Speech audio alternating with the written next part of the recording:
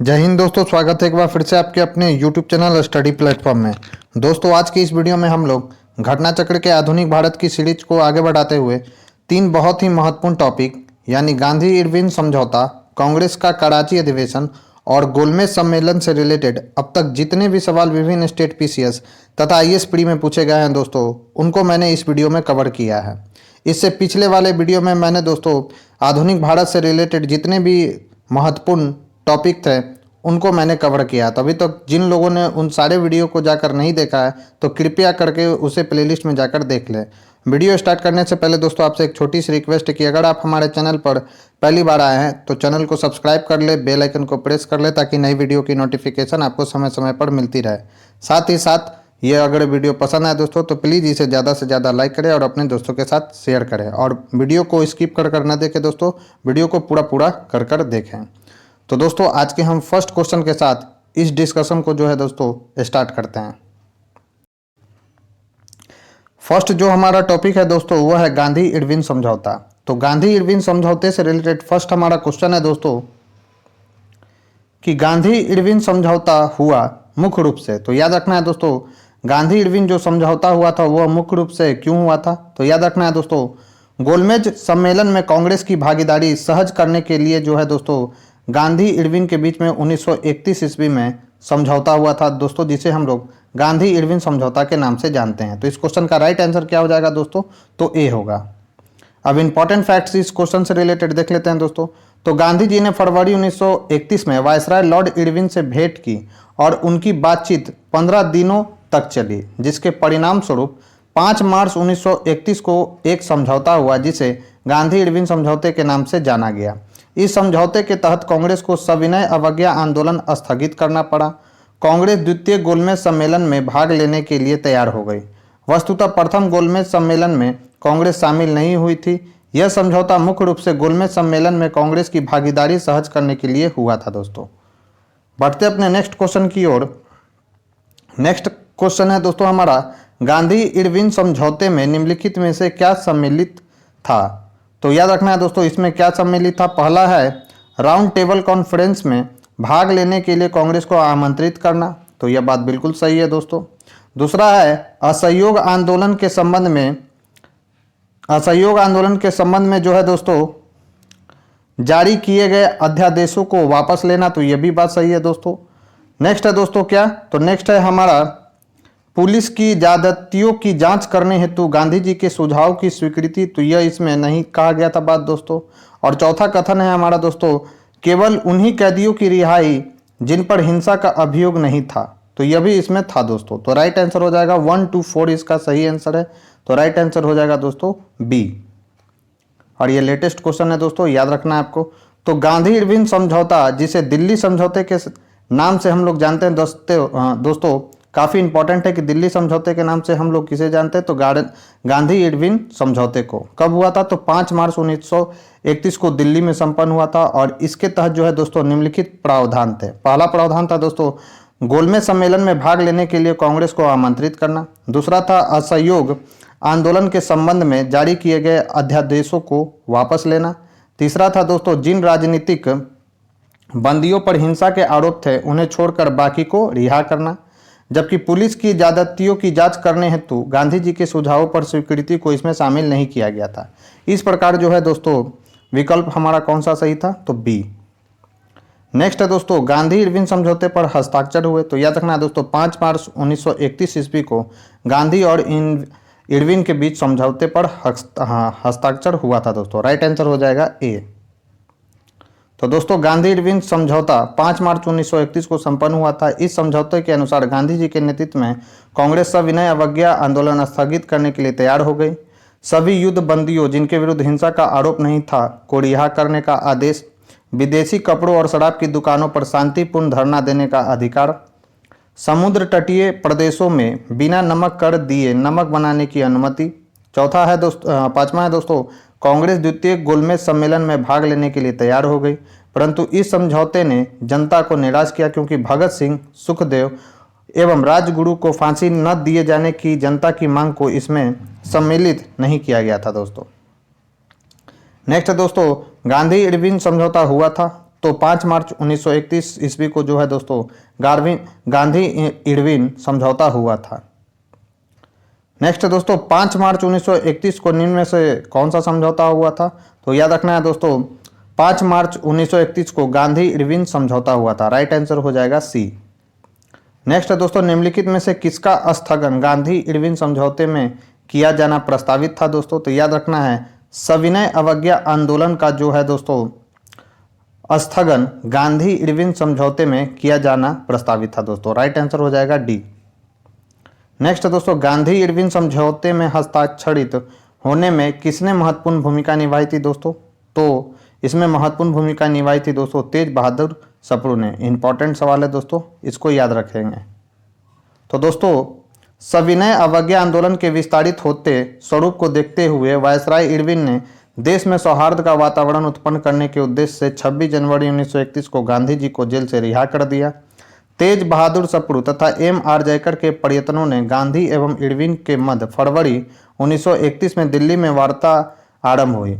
5 मार्च 1931 को दोनों के मध्य एक समझौता हुआ जिसे जो गांधी इरविन समझौते के नाम से जाना जाता है। इस समझौते के परिप्रेक्ष्य में सरोजिनी नायडू ने गांधी और इरविन को दो महात्मा, याद रखना है दोस्तों, की संज्ञा दी थी। और ये महत्वपूर्ण फैक्ट है दोस्तों कि किसने कहा था गांधी और इरविन को दो महात्मा? तो सरोजिनी नायडू ने।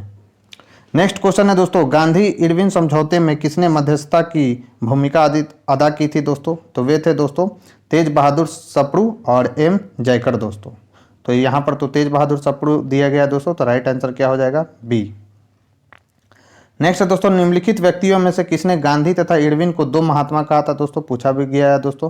तो सरोजिनी नायडू ने जो है दोस्तों गांधी तथा इरविन को दो महात्मा कहा था दोस्तों। राइट आंसर हो जाएगा बी।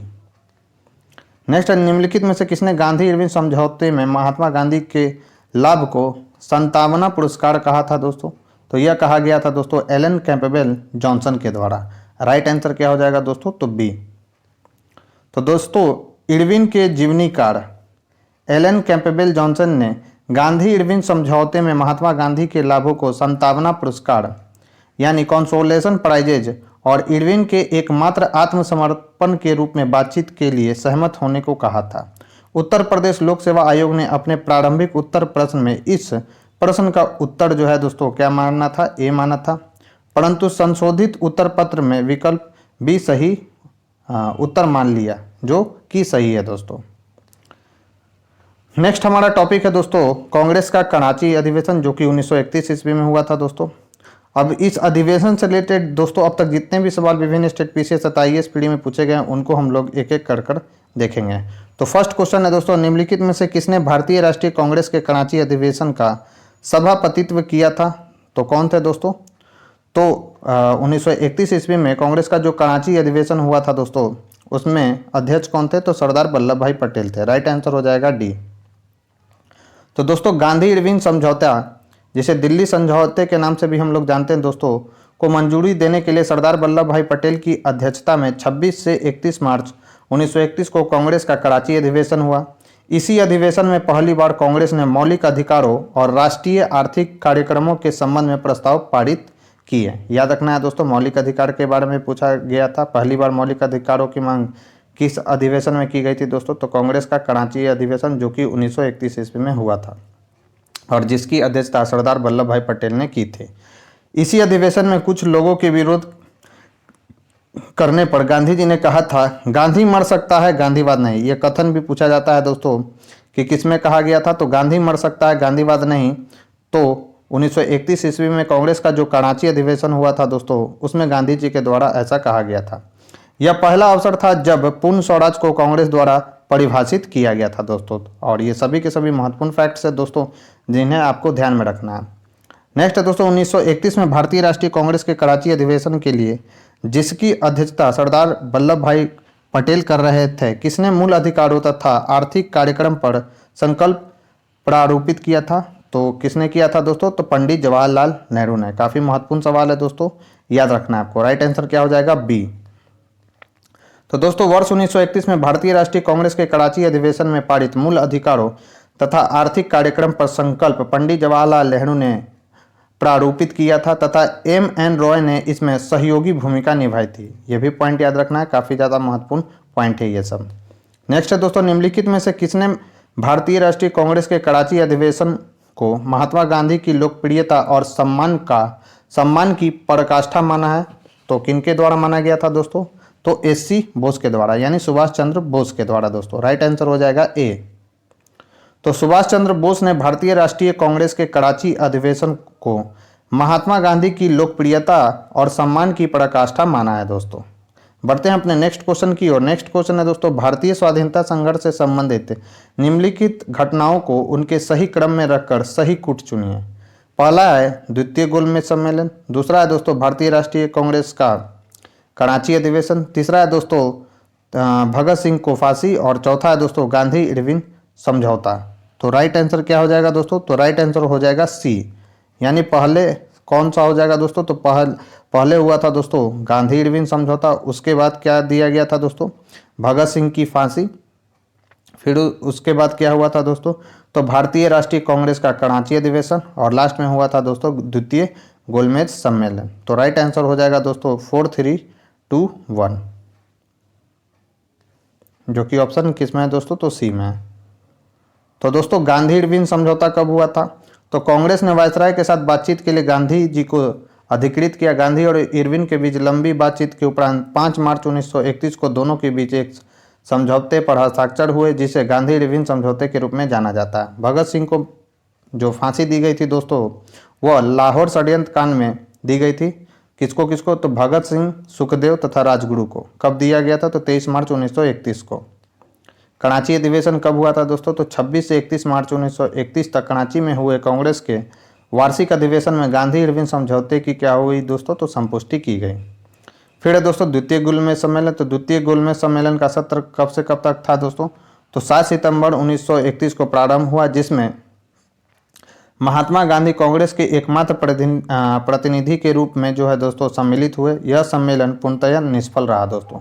तीनों गोलमेज सम्मेलन कब कब हुआ है दोस्तों, उसे भी देख लेते हैं। तो पहला गोलमेज सम्मेलन हुआ था दोस्तों 1930 में, दूसरा हुआ था दोस्तों 1931 में, और तीसरा हुआ था दोस्तों 1932 में। और इस तीनों गोलमेज सम्मेलन में किसने भाग लिया था दोस्तों? एकमात्र कौन थे? भारतीय। तो याद रखना है दोस्तों, वे थे डॉक्टर भीमराव अंबेडकर। तो ये भी पॉइंट पूछा जाता है, तो आपको ध्यान में रखना है। नेक्स्ट है दोस्तों, भारतीय राष्ट्रीय आंदोलन से संबंधित निम्नलिखित घटनाओं को पढ़ें।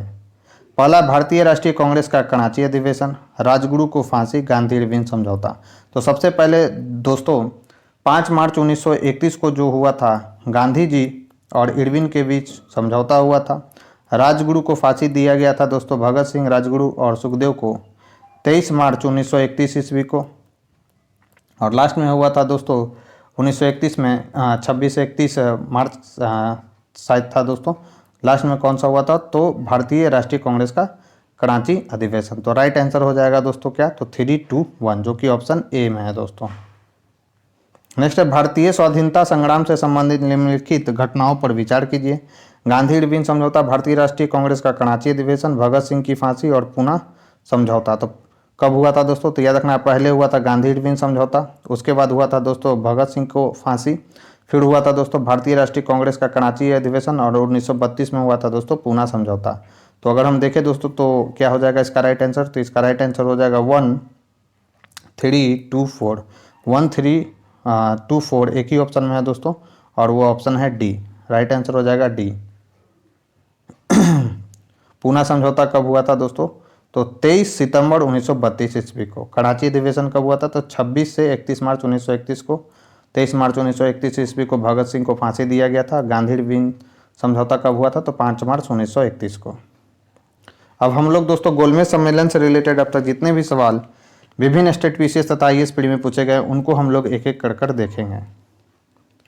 तो फर्स्ट सवाल है दोस्तों, निम्नलिखित में से किस भारतीय नेता ने लंदन में प्रथम गोलमेज कॉन्फ्रेंस में भाग लिया था? तो वे कौन थे दोस्तों? तो याद रखना है मौलाना मोहम्मद अली। मौलाना मोहम्मद अली भारतीय नेता थे दोस्तों, जिन्होंने लंदन में जो प्रथम गोलमेज कॉन्फ्रेंस हुआ था दोस्तों, उसमें भाग लिया था। तो राइट आंसर क्या हो जाएगा दोस्तों? तो मौलाना मोहम्मद अली। तो बीपीएससी पूछ चुका है दोस्तों, तो रिपीटेड सवाल भी पूछा जाता है बीपीएससी में, तो इसे आपको ध्यान में रखना है। तो 10 जून तथा 24 जून 1930 को साइमन कमीशन की रिपोर्ट 2 भागों में प्रकाशित हुई। राजनीतिक संगठनों ने कमीशन की सिफारिशों को अस्वीकार कर दिया। कांग्रेस के प्रमुख नेता जेल में थे। ब्रिटिश सरकार ने निराशा एवं असंतोष के वातावरण में नवंबर 1930 में लंदन में प्रथम गोलमेज सम्मेलन बुलाया। इस सम्मेलन में याद रखना है दोस्तों 89 प्रतिनिधियों ने भाग लिया, किंतु कांग्रेस ने इसमें भाग नहीं लिया। इस सम्मेलन में भाग लेने वाले में कौन प्रमुख थे? तो तेज बहादुर सप्रू, श्रीनिवास शास्त्री, मोहम्मद अली, मोहम्मद शफी, आगा खां, फजलुल हक, मोहम्मद अली जिन्ना, याद रखना है दोस्तों, होमी मोदी, M.R. जयकर, मुंजे भीमराव अंबेडकर तथा सुंदर सिंह कौन थे दोस्तों? तो मजीठिया। और ये सभी के सभी इंपॉर्टेंट्स नाम है दोस्तों, जिसे आपको ध्यान में रखना है। नेक्स्ट है दोस्तों प्रथम गोलमेज सम्मेलन के बारे में निम्नलिखित में से कौन एक सही नहीं है, यानी आपको बताना है दोस्तों कौन सा गलत है इसमें। तो यह 1930 में आयोजित हुआ था, यह बात बिल्कुल सही है। इसे साइमन कमीशन की रिपोर्ट पर चर्चा करनी थी, तो यह भी बात बिल्कुल सही है दोस्तों। इसका आयोजन जो हुआ था लंदन में हुआ था, यह भी सही था। और इसमें कांग्रेस प्रतिनिधि मंडल ने प्रतिभाग लिया था, तो इसमें भाग नहीं लिया गया था दोस्तों कांग्रेस प्रतिनिधि मंडल के द्वारा। राइट आंसर क्या हो जाएगा दोस्तों? डी गलत है इसमें। लंदन में संपन्न हुए गोलमेज सम्मेलन में भारतीय ईसाइयों को प्रतिनिधित्व किसने किया था? तो यह किया गया था दोस्तों केटी पॉल के द्वारा। राइट आंसर क्या हो जाएगा? डी। तो दोस्तों सेंट जेम्स महल जो कि लंदन में स्थित है दोस्तों में संपन्न प्रथम गोलमेज सम्मेलन 1930 में भारतीय राष्ट्रीय कांग्रेस ने भाग नहीं लिया था। इस सम्मेलन में ईसाइयों का प्रतिनिधित्व केटी पॉल ने किया था। इस सम्मेलन का उद्घाटन ब्रिटिश सम्राट ने किया था तथा इसकी अध्यक्षता ब्रिटिश प्रधानमंत्री रैमजे मैकडोनाल्ड ने की थी दोस्तों। नेक्स्ट है दोस्तों ब्रिटिश सरकार द्वारा लंदन में भारतीय नेताओं का प्रथम गोलमेज सम्मेलन कब बुलाया गया था? तो 1930 ईस्वी में बुलाया गया था दोस्तों प्रथम गोलमेज सम्मेलन। नेक्स्ट है दोस्तों निम्नलिखित में से किन व्यक्तियों ने द्वितीय गोलमेज सम्मेलन में भाग लिया? तो याद रखना है दोस्तों द्वितीय गोलमेज सम्मेलन में किसने भाग लिया था? तो महात्मा गांधी ने द्वितीय यानी दूसरे गोलमेज सम्मेलन में भाग लिया था। सरोजिनी नायडू ने भी भाग लिया था दोस्तों, और मदन मोहन मालवीय ने भी इसमें भाग लिया था। जबकि मौलाना आज़ाद जो थे दोस्तों वे दूसरे गोलमेज सम्मेलन में उन्होंने भाग नहीं लिया था। राइट आंसर हो जाएगा दोस्तों 1, 2 और 3। अब इंपॉर्टेंट फैक्ट्स देखते हैं दोस्तों। तो 7 सितंबर 1931 से 1 दिसंबर 1931 तक चले द्वितीय गोलमेज सम्मेलन में महात्मा गांधी ने कांग्रेस के एकमात्र प्रतिनिधि के रूप में हिस्सा लिया। इनके अलावा सरोजिनी नायडू तथा मदन मोहन मालवीय ने भी इस सम्मेलन में हिस्सा लिया। एनी बेसेंट ने भी इस सम्मेलन में भाग लिया। गांधी जी के साथ उनके सचिव कौन थे? तो महादेव देसाई। याद रखना है दोस्तों, काफ़ी महत्वपूर्ण है। प्यारे लाल तथा मीराबेन और देवदास गांधी भी लंदन गए थे दोस्तों। और ये सभी के सभी इंपॉर्टेंट नेम है दोस्तों, अक्सर सवाल पूछा जाता है इनसे रिलेटेड, जिन्हें आपको ध्यान में रखना है। नेक्स्ट है दोस्तों इनमें से किसने द्वितीय गोलमेज सम्मेलन में भाग नहीं लिया था? तो याद रखना है दोस्तों पंडित जवाहरलाल नेहरू जो थे दोस्तों उन्होंने द्वितीय गोलमेज सम्मेलन में भाग नहीं लिया था दोस्तों। जबकि महादेव देसाई, प्यारेलाल नैयर और मदन मोहन मालवीय इन्होंने भाग लिया था दोस्तों द्वितीय गोलमेज सम्मेलन में। राइट आंसर क्या हो जाएगा? डी, पंडित जवाहरलाल नेहरू। नेक्स्ट है दोस्तों निम्नलिखित नेताओं में से कौन द्वितीय गोलमेज सम्मेलन में भाग नहीं लिया था? तो याद रखना है दोस्तों किसने भाग नहीं लिया था? तो डॉक्टर राजेंद्र प्रसाद जो थे दोस्तों उन्होंने द्वितीय गोलमेज सम्मेलन में भाग नहीं लिया था। जबकि महात्मा गांधी, सरोजिनी नायडू और पंडित मदन मोहन मालवीय ने द्वितीय गोलमेज सम्मेलन में भाग लिया था दोस्तों इन्होंने।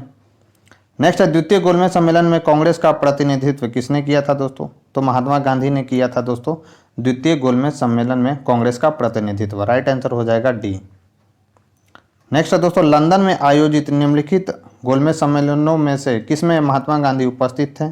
तो द्वितीय गोलमेज सम्मेलन में उपस्थित थे दोस्तों।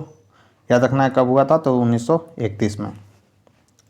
नेक्स्ट है दोस्तों निम्नलिखित कथनों पर विचार कीजिए। कथन है दोस्तों जवाहरलाल नेहरू ने द्वितीय गोलमेज सम्मेलन में भारतीय राष्ट्रीय कांग्रेस का प्रतिनिधित्व किया था। तो यह बात बिल्कुल गलत है। कारण इसका दिया गया दोस्तों गांधी इरविन समझौता में भारतीय राष्ट्रीय कांग्रेस का दूसरे गोलमेज सम्मेलन में भाग लेना अंतर्निहित था। तो यह बात बिल्कुल सही है दोस्तों, यानी कथन गलत है जबकि कारण इसका सही है दोस्तों। तो राइट आंसर हो जाएगा डी। तो 5 मार्च 1931 को महात्मा गांधी और वायसराय लॉर्ड इरविन के बीच एक समझौता हुआ है। इसे दिल्ली पैक्ट या दिल्ली समझौता के नाम से हम लोग जानते हैं दोस्तों।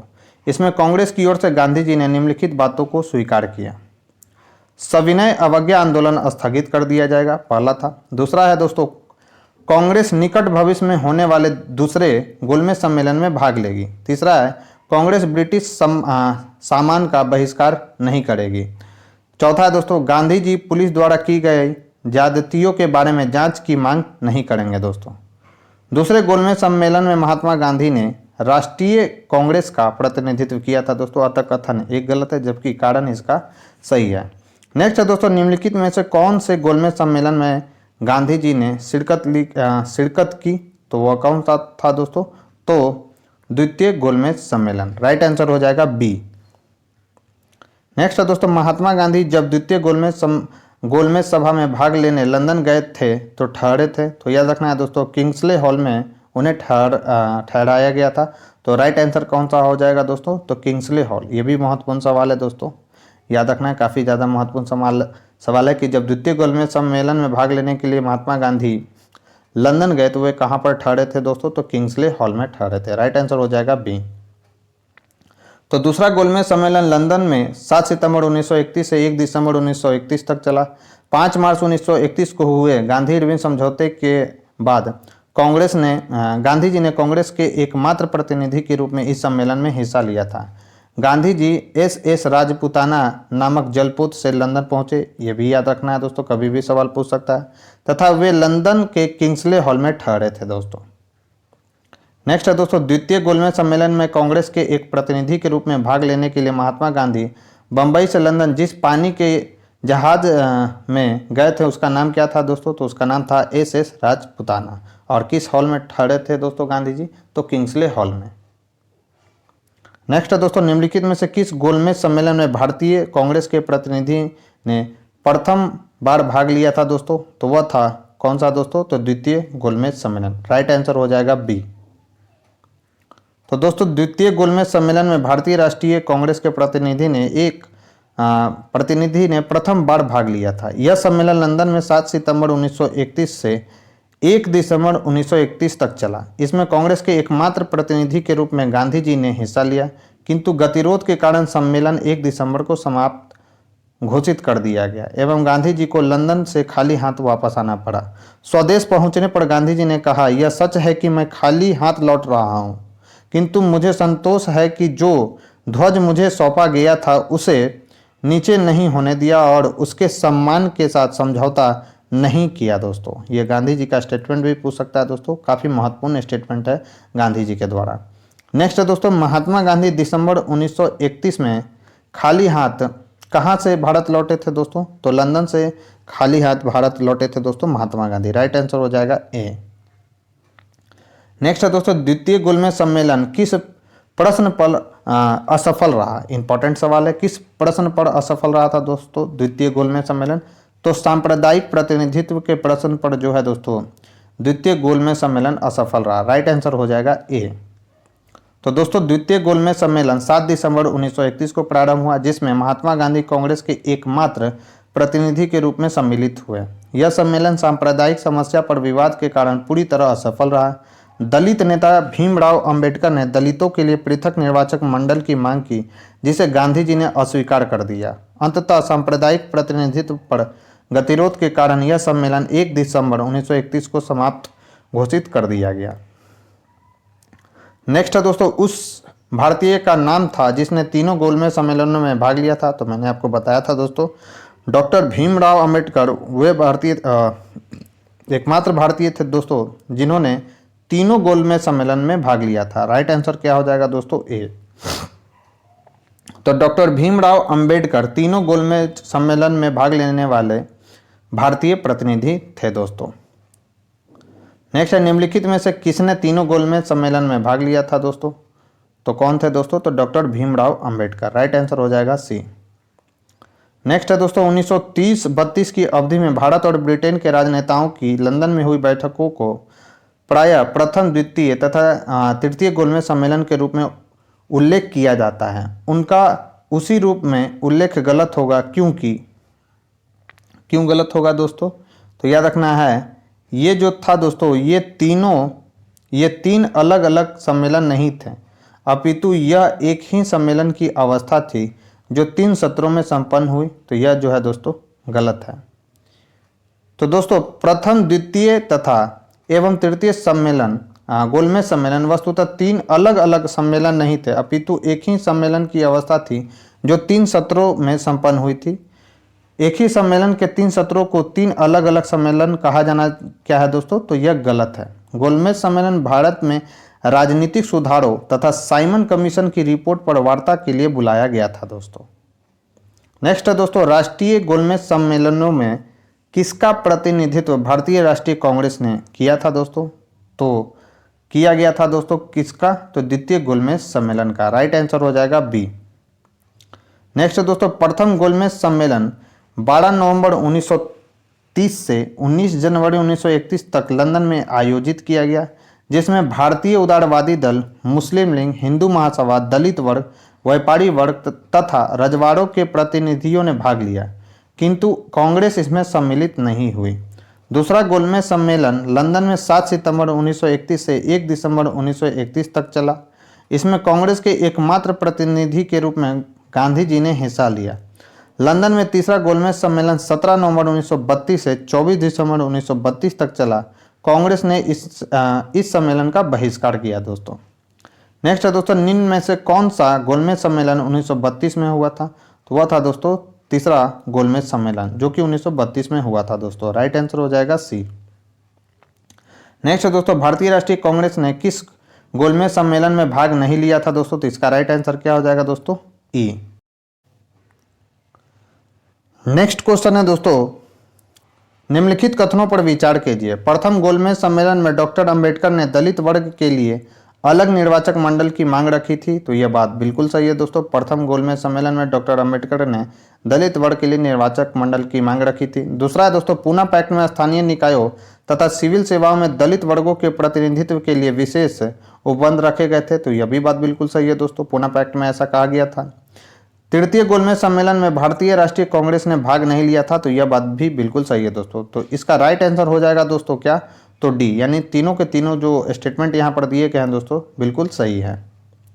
तो दोस्तों प्रथम गोलमेज सम्मेलन में डॉक्टर अंबेडकर ने दलित वर्ग के लिए अलग अलग निर्वाचक मंडल की मांग रखी थी। कांग्रेस ने प्रथम और तृतीय गोलमेज सम्मेलन में भाग नहीं लिया था। पूना पैक्ट में प्रावधानित था कि स्थानीय निकायों के चुनाव या लोक सेवाओं में नियुक्ति के लिए दलित वर्गों के सदस्यों के लिए कोई निर्बंधन आरोपित नहीं किए जाएंगे तथा इनमें दलित वर्गों के उचित प्रतिनिधित्व के लिए यानी लोक सेवाओं में नियुक्ति के लिए अपेक्षित शैक्षिक अर्हताएं के अधीन रहते हुए हर संभव प्रयास किए जाएंगे। इस प्रकार प्रसंगत तीनों जो कथन दिए गए हैं दोस्तों बिल्कुल सही हैं। तो दोस्तों ये थी हमारी आज की डिस्कशन। इस डिस्कशन में बस आज इतना ही। यह डिस्कशन आपको कैसा लगा मुझे कमेंट बॉक्स में लिखकर जरूर बताएं। साथ ही साथ अगर ये वीडियो आपको पसंद आ रही हो दोस्तों तो प्लीज़ इस वीडियो को ज़्यादा से ज़्यादा लाइक करें और अपने दोस्तों के साथ शेयर करें। चैनल पर पहली बार आए हैं तो चैनल को सब्सक्राइब कर ले, बेल आइकन को प्रेस कर ले ताकि नई वीडियो की नोटिफिकेशन आपको समय समय पर मिलती रहे। और वीडियो को स्किप कर नहीं देखना है दोस्तों, पूरा देखना है आपको वीडियो को। तो आज के लिए बस इतना ही दोस्तों, मिलते हैं अपने नेक्स्ट वीडियो में। तब तक के लिए बने रहे हमारे यूट्यूब चैनल के साथ। Thank you.